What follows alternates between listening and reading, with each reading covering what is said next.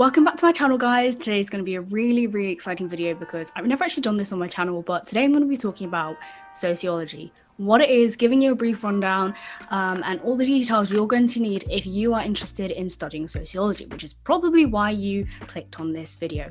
Now, before I get started, I want to say a few things. So I'm going to be biased because I am a sociology student. I studied it for A-level and I'm also studying it for my degree, and I'm currently in my final year. So it's safe to assume that I love sociology, and it's changed my life in so many ways, which I'll get into later.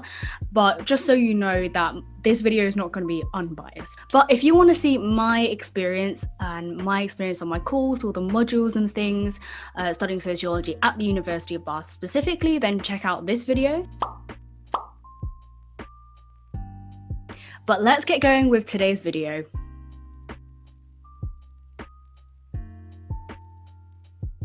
So what is sociology?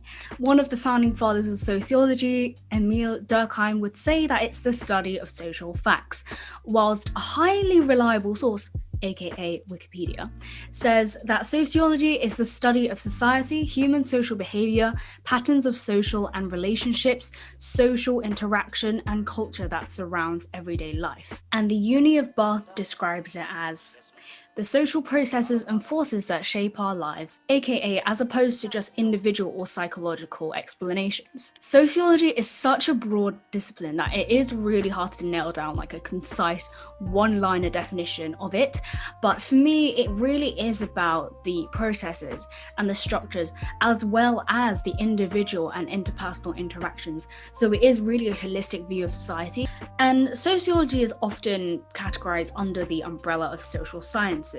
But you know, people who study hard sciences like biology or physics will say that is not a science. But as we will discuss later on in this video, you'll find that actually whether sociology is a science or not is actually a debate within sociology itself as well. So now let's talk about the origins of sociology as a way of thinking and also as a discipline.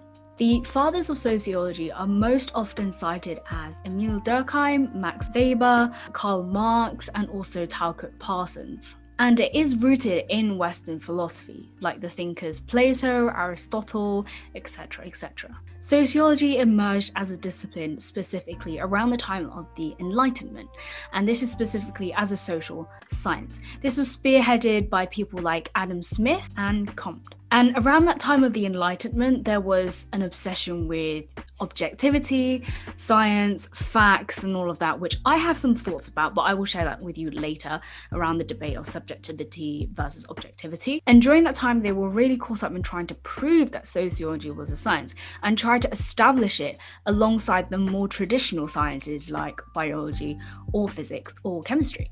And interestingly, even though Marx and Durkheim didn't really buy into Comte's uber positivism, which is, you know, looking at things in terms of like hard facts instead of looking at experiences and subjective ways of thinking, Marx and Weber still sought to define and establish their own methodology through empiricism. The more contemporary sociologists would include people like Michel Foucault, Stuart Hall, Judith Butler, Pierre Bourdieu, Mary Douglas, and Irving Goffman. Now, we won't have time to get into the sociological theories individually for now, but let me know in the comments if you want a summary video for the main theories. So the main theories would be functionalism, conflict theories like Marxism and Weberianism, symbolic interactionism, structuralism, and post-structuralism. Obviously, sociologists who fall under these categories might overlap with different theories, and that is completely okay, and you'll probably see that as you go along with your studies. And the main debates in sociology are subjectivity versus objectivity, which is basically as it sounds, whether you can be objective or whether it is better to be subjective. Structure versus agency, so whether interpersonal interactions is more important than structural causes like policies, capitalism, things like that. So now we're going to talk about the downfalls of sociology. Now, much of this will be my observations and my opinions based on what I've studied during my year studying sociology, which has been 5 years. So the first thing that I find really ironic is that I'm studying sociology within an institution that we are essentially critiquing a lot of the time. Even though, yes, we can critique things and also use them and enjoy them and like them, it's just kind of funny to me, you know? And often I question whether academia is actually useful or not. But at the same time, I really do value education. And because we are living within this system of capitalism, it is helpful and advantageous to get an education. So if you are looking to do sociology, I would highly recommend it, because not only will it open your eyes to the structure of how society works, but also you'll get a good grounding and holistic view of how society works and how you have been brought up. Another ironic observation from trying to get sociology as a discipline and a respected science, as Stitchcombe says, is that the internal prestige system of sociology as a discipline diverts us from studying the people involved in the social system and leads us to study instead the abstractions of people. So ironically, even though sociology is an established subject now, you get further detached from the realities of life when you're obsessed with studying abstract theories and hypothesizing about situations that might not even happen. And that's why a lot of the times it's really important to get out there and apply these theories into your daily life, whether it's thinking critically about marketing campaigns or the things that the media tells us. Like, it's really important to apply these to your everyday life, because otherwise you'll get stuck in abstract theories and policies that don't actually exist. And obviously another downfall is that sociology isn't well understood or well known by the general population. And that is an advantage to you, I say, because your eyes are so much more open to the world and how it works than they are.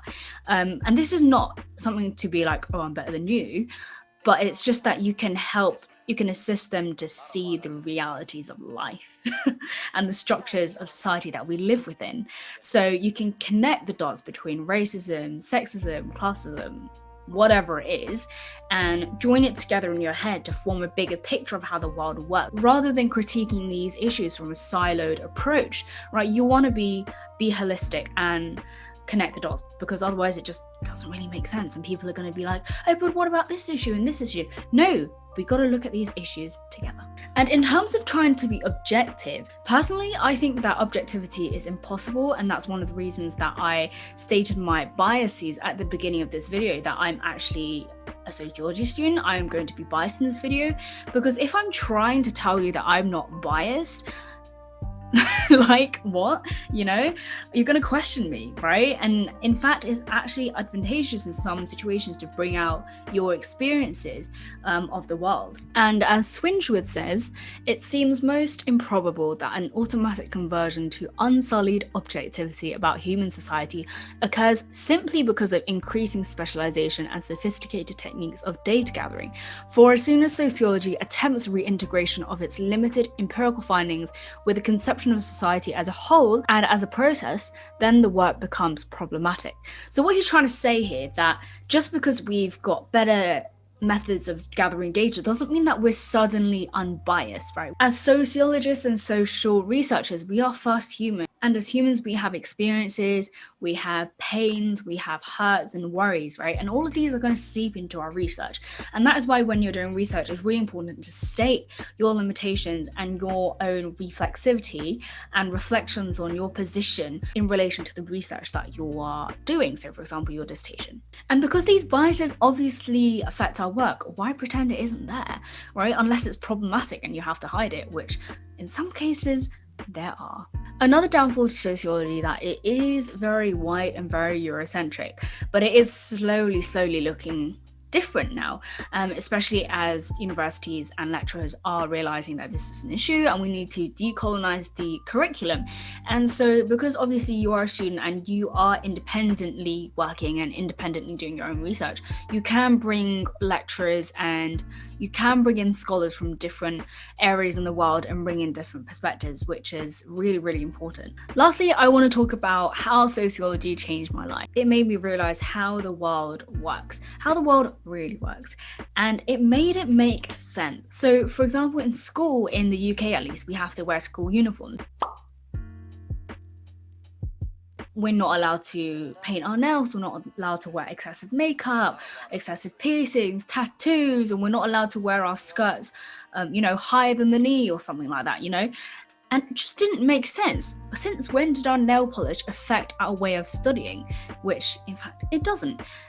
But studying sociology made me realize that actually being in uniform prepares us to become workers in the world so that we don't complain against authority, even though when it's nonsensical, like not wearing certain pieces of clothing or dyeing your hair a certain color in the workplace, which would not be accepted, but why not, right? Because we're supposed to be uniformed workers and be a cog in the wheels of capitalism.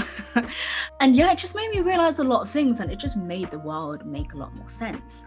And having sociological perspective really helps when you're looking at issues like racism in the real world. For example, in June 2020, Black Lives Matter rose to prominence again, but actually we know that this issue has been happening for a long time, and it stems from slavery, colonialism. And whilst a lot of people were talking about interpersonal relations like microaggressions or things like that, yes, those are important, but those are situated within a larger structure of capitalism, a larger structure of neoliberalism and all of that stuff, which we don't have time to talk about today. But I highly encourage you to look up those terms in the histories of your own country to realize history isn't what we're taught. And honestly, studying sociology made me so much more empathetic towards other people, because I'm able to think about the world and issues on a much bigger picture level and realize that we are such a small dot in a really big universe, but at the same time, we as individuals make up the system that we live in. And so it's really important to make your own mark and really make change from within yourself so that we can change the world from the inside out. So anyway, this was a brief introduction to sociology, and hopefully this was useful, but I'm aware that this video can't and it's impossible to cover everything. So if you have any other questions, please leave it in the comment below and I will try to get back to you as best I can. But otherwise, I have lots of other videos talking about sociology and my experiences at the University of Bath, so do check them out, and I will see you in my next video. Bye!